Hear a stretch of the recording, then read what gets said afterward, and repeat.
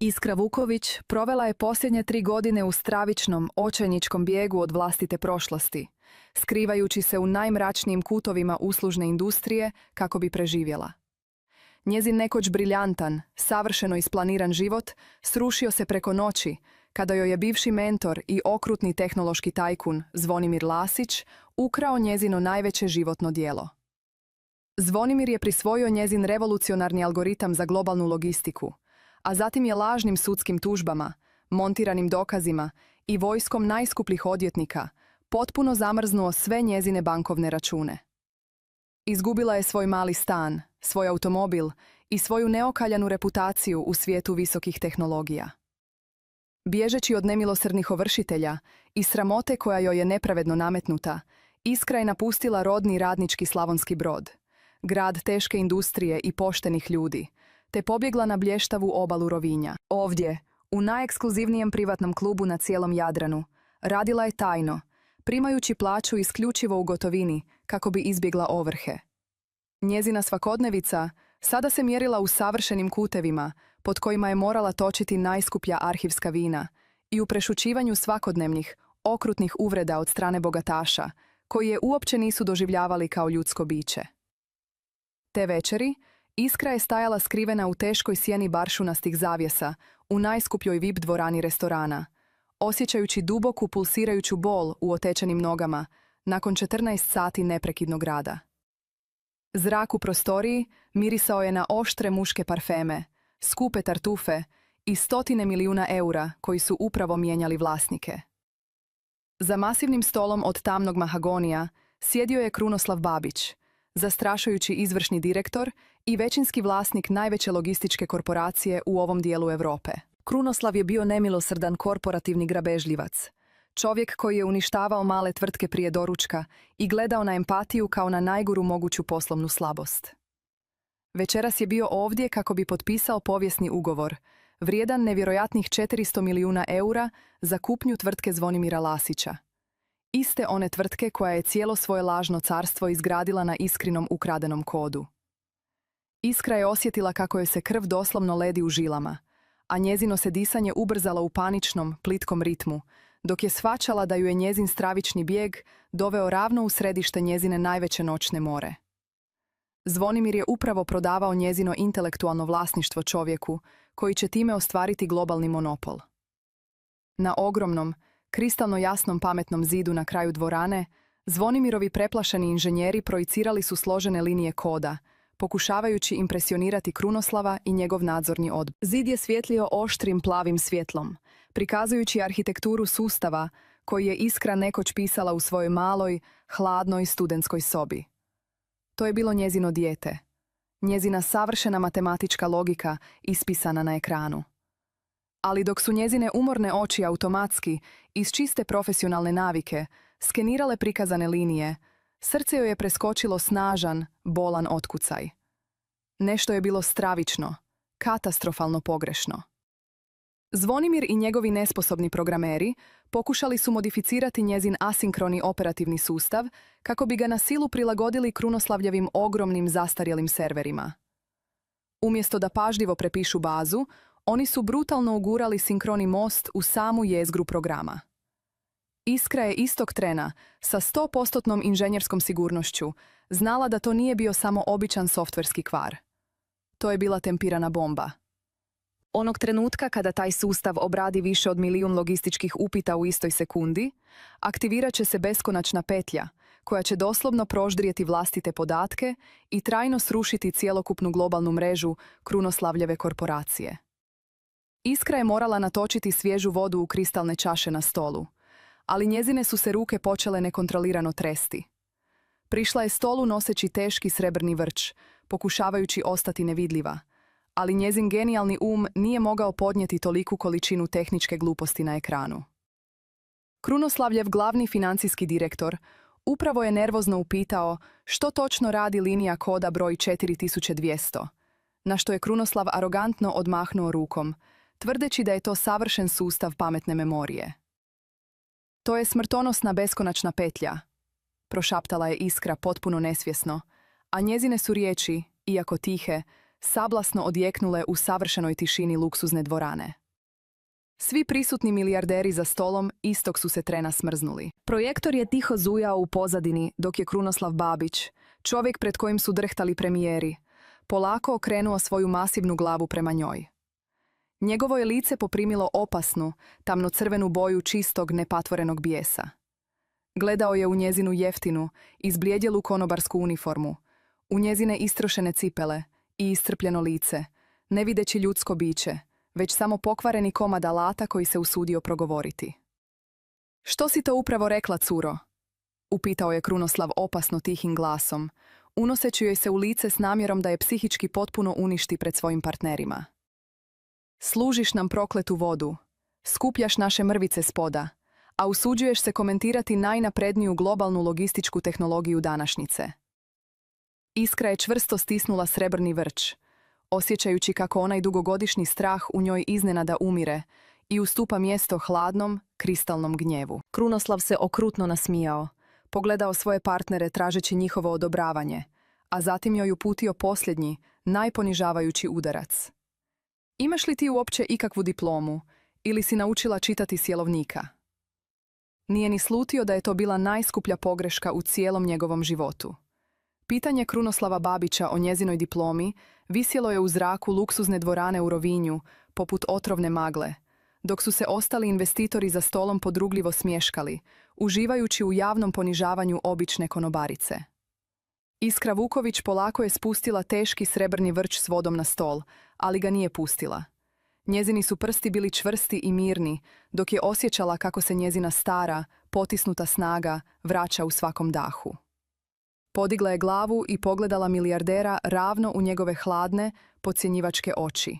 A njezin glas, koji je godinama bio utišan u poniznim isprikama, odjeknuo je prostorijom s neviđenim autoritetom. Zapravo imam 2 diplome, gospodine Babiću, rekla je Iskra potpuno smireno, dok je osmijeh na Krunoslavljevu licu polako počeo blijedjeti.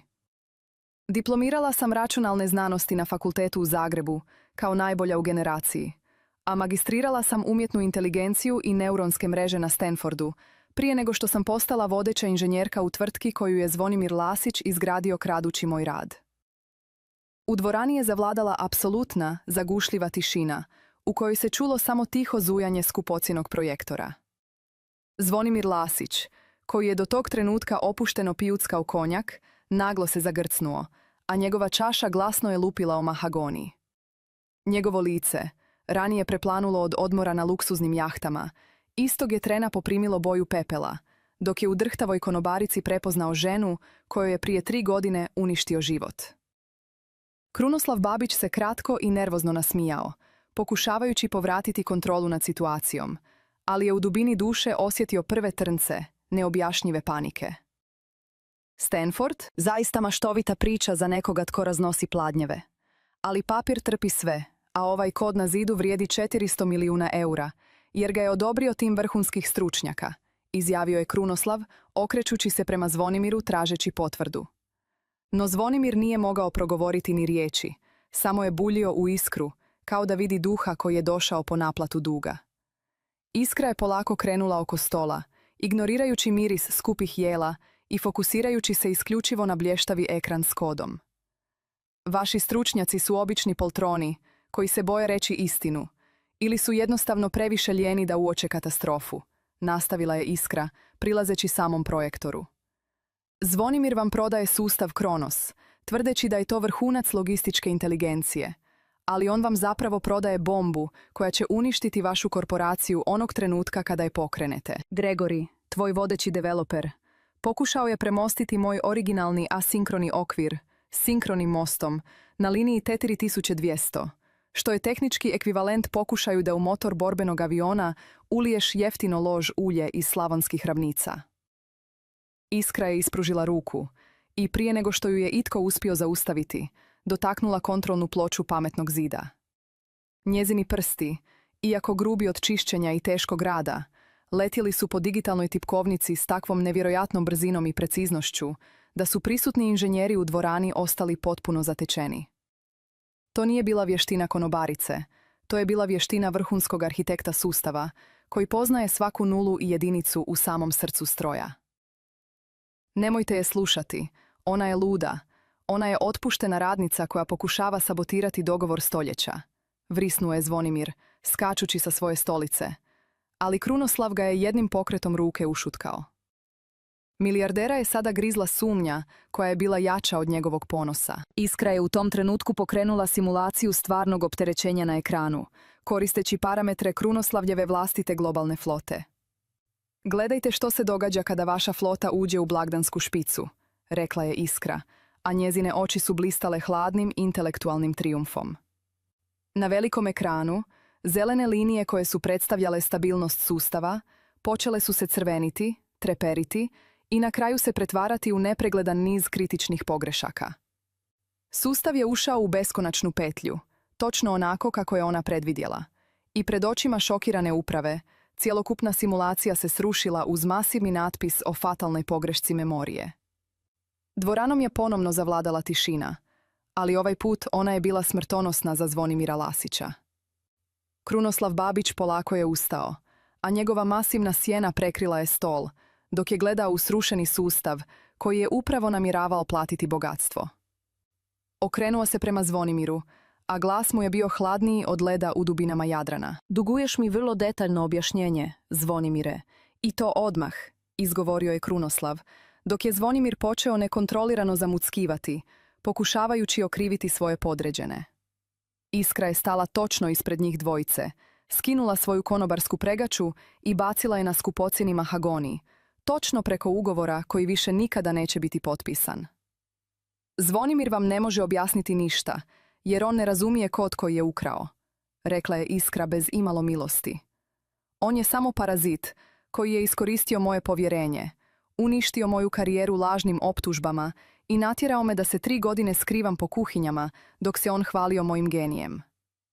Krunoslav je dugo i pažljivo promatrao ženu ispred sebe, njezinu snagu, njezin intelekt i njezin neopisivi prkos.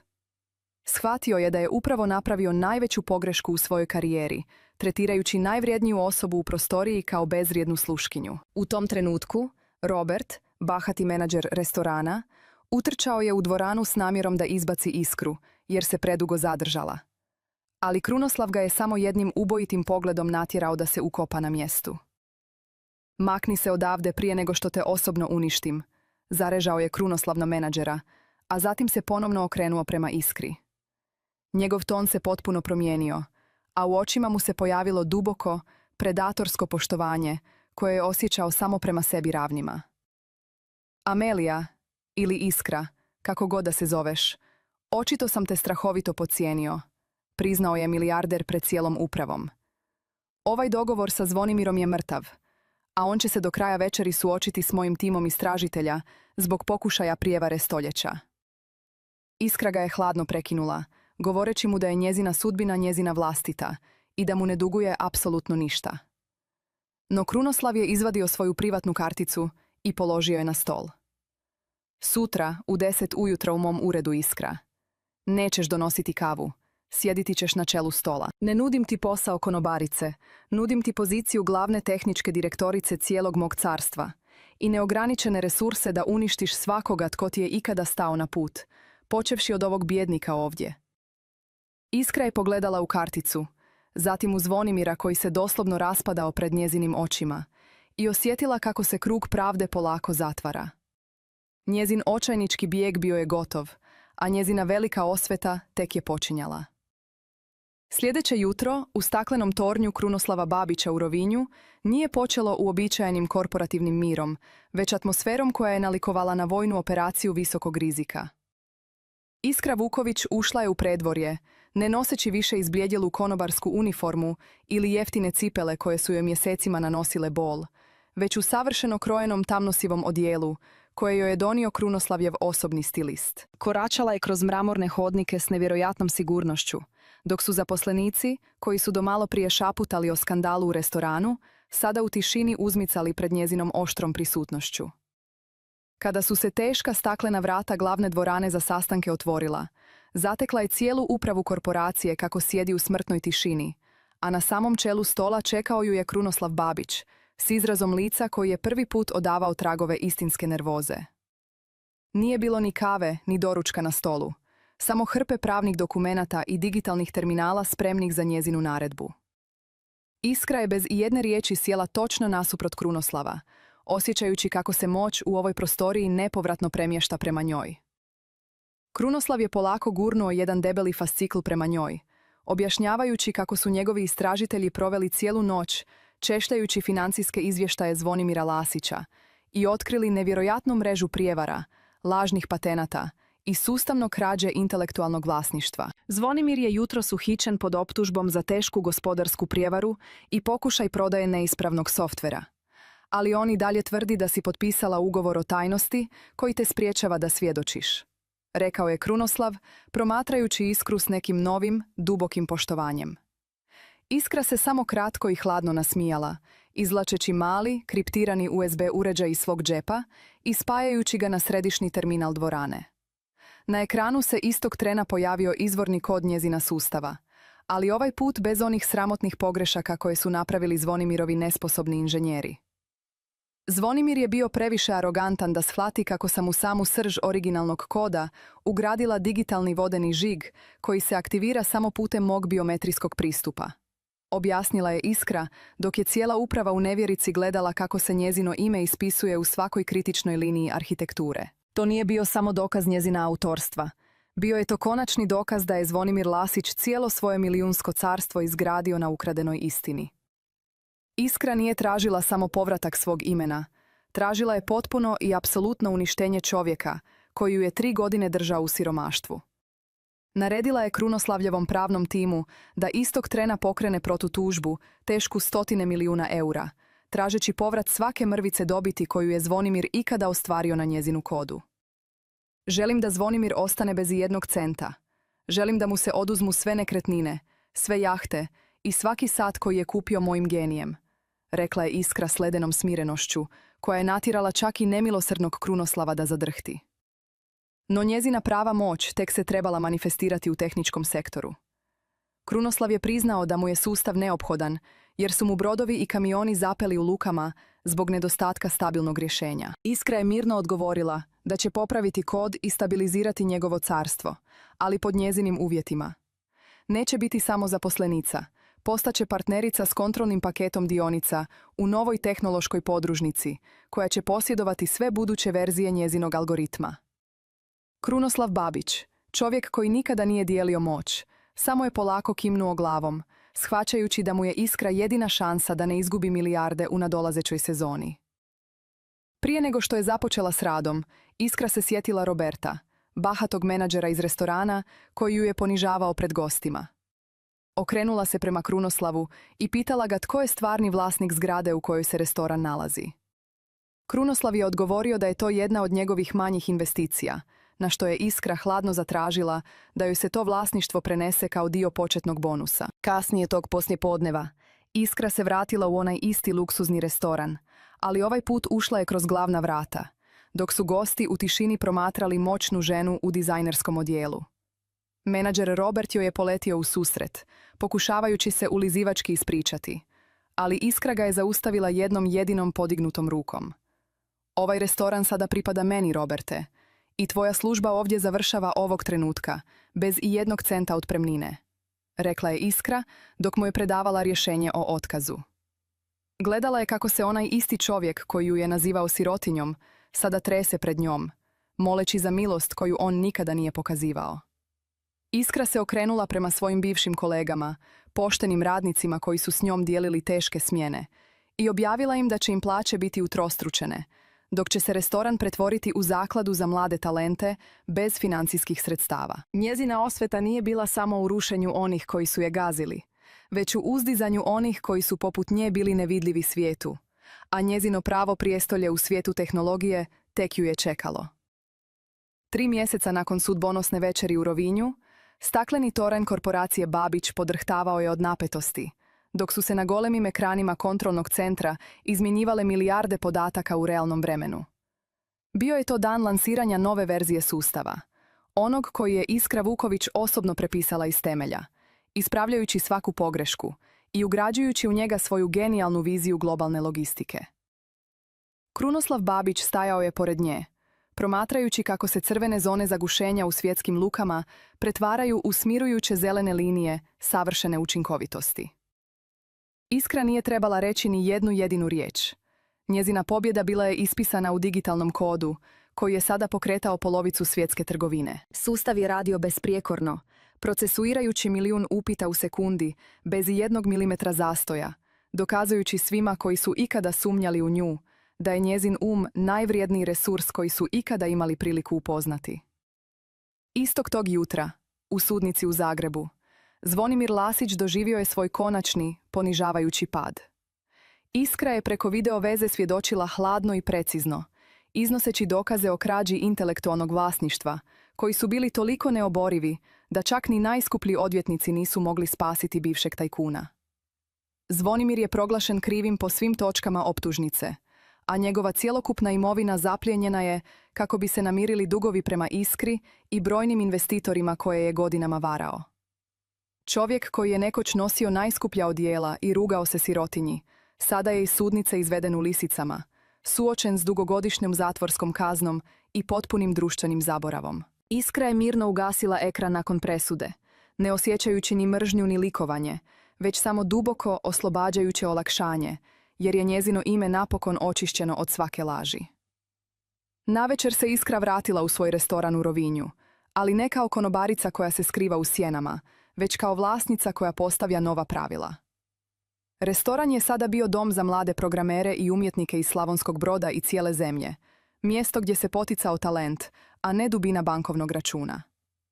Dok je sjedila za onim istim stolom broj 7, gdje ju je Krunoslav jednom pokušao poniziti, milijarder joj je prišao i položio novi, revidirani ugovor o partnerstvu pred nju. Nikada više neću pitati nekoga za diplomu prije nego što mu pogledam u oči, priznao je Krunoslav s iskrenim poštovanjem. Iskra se samo blago nasmiješila i uzela zlatno nalivpero. Njezin put od progonjene konobarice do tehnološke kraljice bio je završen, a njezina prava moć tek je počela mijenjati svijet. Naučila je da se istinski genij ne može trajno sakriti, te da se najljepše osvete pišu u tišini, dokazujući da pravda, baš kao i savršen kod, uvijek pronađe svoj put do cilja.